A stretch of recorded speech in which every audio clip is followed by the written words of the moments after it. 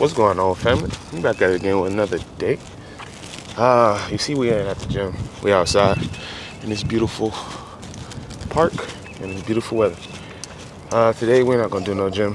This is a deload for legs, especially on quad focus days, because my knees are so cooked. Especially from yesterday from wrestling, it really not hindered, but yeah, in a sense hindered, like my soreness. Like, oh my goodness, my legs are hurting so bad. Cause usually on a deload, I'll do 60 to 70% and go in there and just, you know what I'm saying, run through that.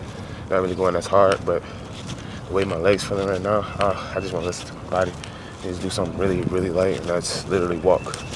So that's what I'm gonna get done today, is just walk 10,000 steps, embrace this weather, get some vitamin D in me. Pause. Whoa. Whoa. But yeah, that's what we plan on doing today. Really, honestly, like when it comes down to like recovery and resting, it's one of the hardest things for me to do, because it's like I always feel like bro, I could be putting in some work. But it's like without recovery, and it's like you can't go hard like you want to, you know what I mean? So you really gotta listen to your body. It's subjective to everyone, you know what I mean? Like my heart and your heart are two different hearts. And whenever your body's telling you, like, you start getting those nagging pains or nagging sorenesses, and like stuff hurts when you do certain movements and it didn't hurt like that before, I think it's time to listen to your body and tell yourself, hey, let's take off 1 week and then come back even stronger. Ooh, excuse me. But it's really important to really pay attention to that, because before I used to just fight through the pain. Like, this is my body doing some bull crap. You just gotta fight through it, but nah. Sometimes you just gotta take off, reset your CNS, which means your central nervous system, and just bring everything back down in. Also, it's just, I don't know, recovery is very, very important. That's when you grow too. That's most times when you grow, is when you're resting, when you're relaxing, when you're just doing low impact workouts and stuff like that. That's when you start growing. So definitely suggest doing recovery. That definitely helps a lot. And also with recovery and deload, whatever you want to call them, it also prepares you for that next week, so you can go for a PR, right? So say if you doing like a 4-week block, right? First week you do 80%, second week you do 85, third week you do 90. That fourth week you go in there, you can probably go for a PR on the fourth week, or you can go for a PR on the next week. It just depends on how you're going and how you feel about it. Because usually 90% usually is like 3 sets of 1 or something like that. So when you do that, it's really good to like gauge out how you feeling. You know what I mean? Carb up before you go for a PR. You know, stuff like that. Depending on if you're cutting or bulking or whatever.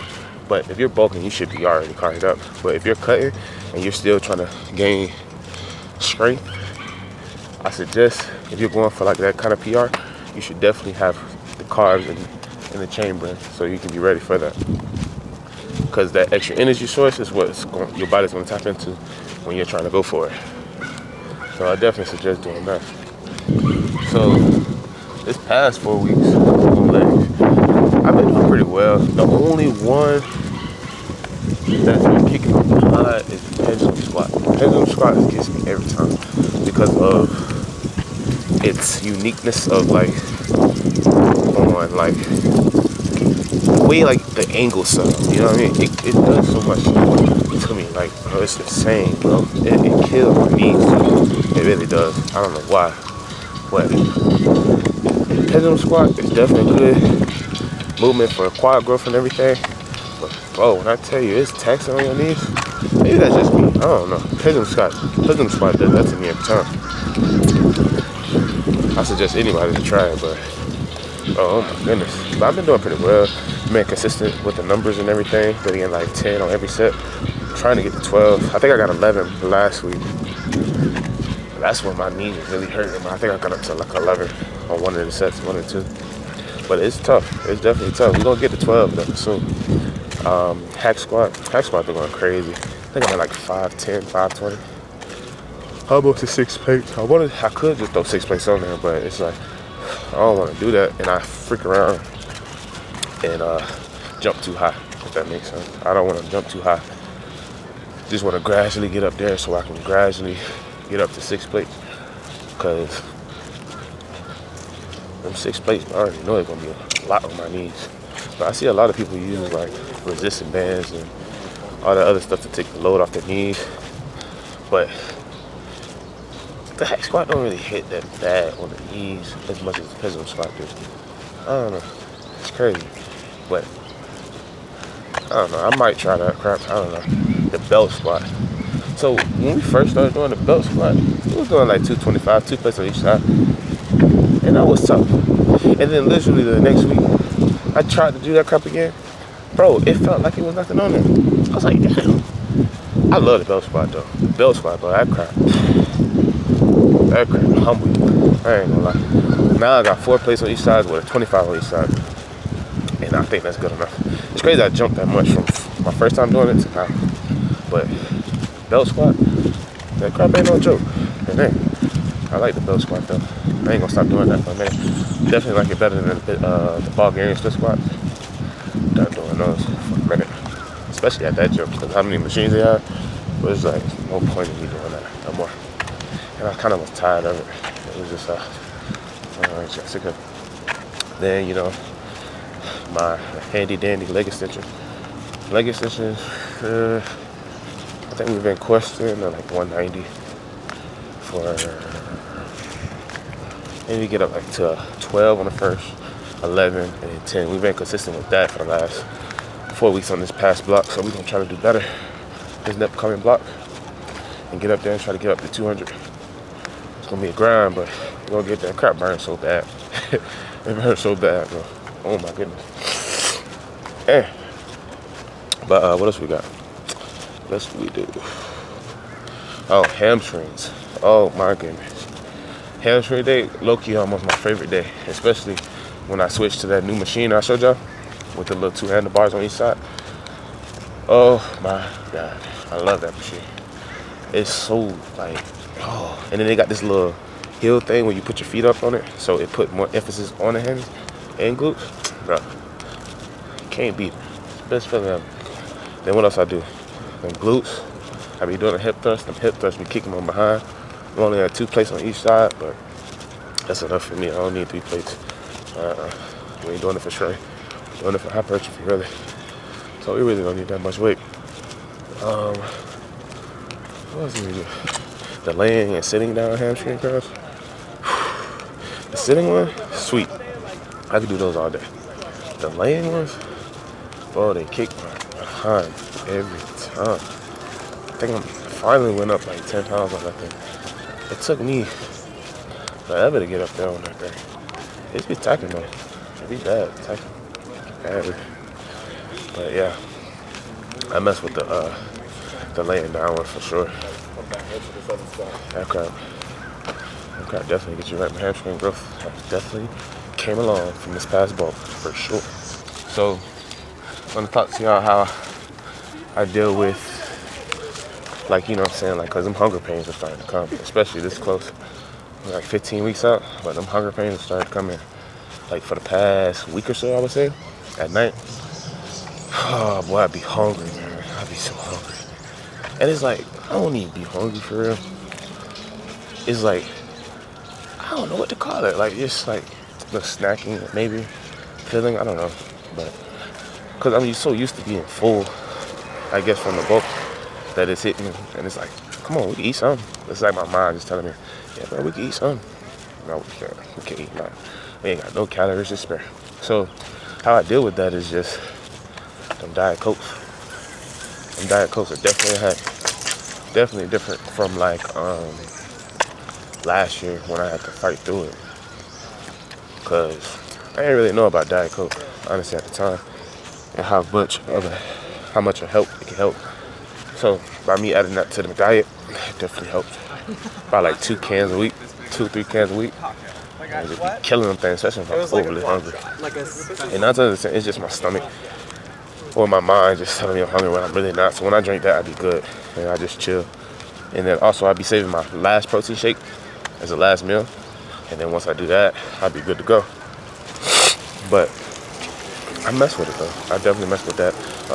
Mindset wise, I just tell myself day by day, man. Like I told y'all before, like take each day, one day at a time. So today, say hypothetically, I feel really hungry and I want to cheat or I want to go eat some bull crap, right? I'll tell myself, hey, let's win today, man. Let's win today. All right, we hungry right now. We'll be all right. We'll be okay. I just tell myself I'll be all right. I can eat. I get to eat again tomorrow. So how do I get to eat again tomorrow? Faster? I go to sleep. That's the best way. Just take your behind to sleep. Just go to bed. Just go to bed. I'm telling you, that's the best advice I could give you. Just go to sleep. Especially in the middle of the night, you sleep and you hungry. Oh man, sometimes you just gotta let it sit there too. Just let that feeling sit there. Don't overthink it. If you're hungry, go drink some water. Drink a lot of water. Because you can't several fountains. You can't just like feel it and then, damn, might as well go give me this little snack. Oh yeah, what else helped me, bro? Do not put snacks in your house. Don't put snacks. Oh my God. When I tell y'all, when it's in the house, you gonna eat it, bro. Don't let it be some of your favorite snacks. Like, I think I put Rice Krispies in my house, right? Because I was doing it for the refeed. And then had them in the thing. Bro, it's like they call for you. It's like the food call. It's like, come eat me. Eat me. I swear to God, it's so great. Do not have snacks in your house, bro. I promise you, do not buy no snacks and put it in your crib, bro. If you got snacks, go throw them away. Bro, I'm telling you, they call for you. It's so weird, bro. It's the weirdest thing ever. Like when I'm eating, so I had the Rice Krispies in the house, right? I was using it for the refeed days, right? One night, it's like, what time is it? It's like 2 o'clock in the morning. I'm in the bed, I'm good. I just ate my last meal and I had my protein shake. I was good and full. Swear to God, like an hour later, my stomach started growling. Like, bro, we just ate. And then my mind is just like, go get the Rice Krispie, go get the Rice Krispie. They only 80 calories a bar. So I'm like, man, I might as well. And I just chalk it up for the next day. Bro, I went in there and ate me like 4 of them things, bro. 4 of them things is like, what is that? What is that, 100? Oh, it's like 3 something. 3 something, bro. Woke up the next day mad as hell 'cause I couldn't eat my damn rice. I was like, bro, I was so blowed, bro. I was so blowed. That's another thing that helps too. So if you do cheat, say hypothetically, just know you gotta pay for it the next day. So say if you ate the Rice Krispies like I did, right? That 400 calories goes into the next day. Not the day before, but the next day. And when you add that to that, it takes away something that was already there. So say hypothetically you usually eat rice, your vegetables, or you had lettuce, and you like to put your favorite sauce on it. Well, your sauce and your rice gonna have to go out because you just added 300 from the day prior. So be mindful of that. If you do cheat, it's okay. Just know that you're gonna pay for it later in that same day, and you have to take something out, and it's not gonna be the same regular routine thing that you usually eat. So be mindful of that. So I paid for that. I was so mad, bro. I was so blowed. I was like, bro, we're not doing this again. I'm not buying no snacks because of the crib. That's over. That was the worst decision I've ever made, honestly. Because it's just like, I know what comes with putting snacks in the house. Because when they there, they call for you. They call for you, bro. It's so weird, bro. The weirdest phenomenon ever. Especially them Diet Coke, bro. Yesterday, bro, I think I done killed like almost a 6-pack. Bitch, I feel like I'm drinking beer with that crap, bro. Cause I'm gonna just popping things, bro. Cause yesterday I was so tired. Cause we had what I did. I went to the gym, hit chest. Then I went to go wrestle with my boys. And then when I wrestled, came back home, bro. I was so dehydrated and hungry. What? As I'm cooking, I'm drinking them. I don't want to drink too much, bro, because too much aspartame is not good for you. But I think you got to drink like 6 cans a day. I ain't going to OD like that. It's just like, that was a hard day for me. I was really dehydrated. I came home, I weighed like 223. I was dehydrated as heck. Because that morning I weighed like 228. So what is that? That's 5 pounds of water I lost. I was so dehydrated. I had to drink something. And basically, Diet Coke, that's all it is, just water. Carbonated water, in a sense. What it's mostly made out of. But yeah. Oh man, that was a hard day. I'm still paying for that crap right now. It's insane. But yeah, definitely do not leave snacks in your crib. When you have snacks, if you want a snack or you want a snack or something, go to the store and go buy it. I don't care what time it is. Go to the gas station. Do not have it. Do not have a big box of snacks in your crib. Shoot. Sometimes you can't even have cereal. Messing with me. I don't mind eating no dry cereal. I swear to God, I don't. What else can I talk about? Okay, let's talk about the weight cut 3 steps. So, if one of your goals right now is to lose some weight before the summer comes, the 3 things that you can do, right? 3 things you can do is look up what a caloric deficit is. Once you find that out, we still on the first one. Once you find that out, then you need to see what is your maintenance. Then they have an online free app or an online free page where you can go find your estimate of whatever your caloric is, and then boom. Once you find that number, you use a diary. You either write it down or you use one of the free apps, Chronometer from MyFitnessPal. MyFitnessPal has a free thing for it. And then once you use that, you can track your food every day. Because that is one of the most important things about it when you want to lose weight, is tracking your food. So, the first one, track your food, look at what a caloric deficit is. Once you find that out, go find what your estimated maintenance is. Eat either 250 or 300 calories below that. Boom. Number 2, get your activity level higher. Like most people, probably will get 2,000 to 3,000 steps a day. That's barely half a mile. Excuse me. So, you need to make sure that you're getting your steps in every day. Like what I'm doing right now, just walking. You don't have to run it. Running, you're just burning a lot of energy, and then also it's like, are you used to running? Can you maintain running every day or 3 times a week? Can you do stuff like that? That's a question you should ask yourself. That's why I tell everybody to take baby steps. Just walk.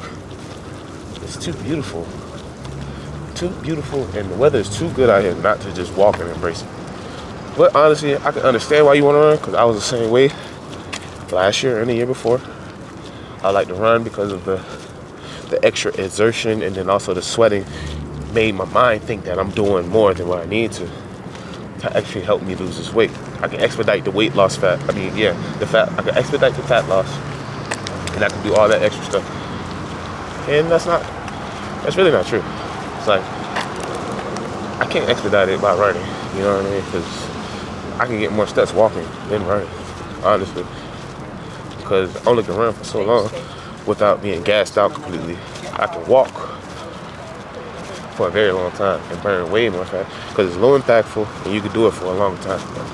So, walk. Get your activity level. Either walk, ride a bike, ellipticals. There's so many different cardios out there, it don't make no sense. So find which one works best for you and try to do it at least 30 minutes to an hour. And if you can't do it in an hour, try to do it 30 to 45. If you can't do 30 to 45, start it for 20 minutes. It's just baby stuff. Just doing better than what you could have done the week before or could you ever done. If you never walked before, start walking up and down the road of your neighborhood or whatever. Just simple stuff like that, simple little tweaks like that. And then when you keep doing that, you get better. You know what I mean? You can increase it by 5 minutes. You can increase it by 2 minutes. Progress is progress. That's all we're looking for, is just progress. So that's 2, increasing your activity level. 3, weight training. Usually people, when they say they want to lose weight, they also want to have some muscle. They want to get swollen and stuff like that. When you do that, when you want to get like, what's the word? Not swollen. That's the wrong word, wrong terminology. A lot of people say they want that tone look. Really, you ain't got no muscle, bro. You know how like the body fat that you gotta get to be muscular, bro. You don't even work out. talking about you want to tone. I don't understand that. But like I said, they don't fully grasp or understand when it comes down to stuff like that. So I understand why you say that. But the reality of it, 9 times out of 10, you do not have no muscle. The muscle that you do have is so minimal. The body fat percentage that you have to go down to see that is very low. And it's not sustainable. So it's like, okay, so if you want your muscles to be bigger, if you want your muscles to look bigger at a bigger weight where you can sustain and maintain that, then I suggest you start weight training. That's number 3, weight training. I'm not saying you gotta train like a bodybuilder. I'm not saying you gotta train like a power lifter. I'm not saying you gotta be, you know what I'm saying, a stronger person in the gym. But putting a stress onto the muscles will inevitably make them grow. So that's why you need to make sure that you're weight training. Because if you're really trying to go for that look, which most people are, you need to start going to the gym at least 3-4 times a day. There's so many different splits that you can try too, that you would like you can do, what's some splits out there? You can do push, pull, legs. You can do pull, push, legs. You can do legs, push, pull. There's so many different ways you could do it. And you don't even have to go to the gym 5-6 days a week. You can go 3 to 4 times a week. You can go 3 times a week. You can go 2 times a week. As long as you're doing something to put that stress on that body, on some of the muscle parts to make you look, to put on a significant amount of muscle so you can see it at a certain weight,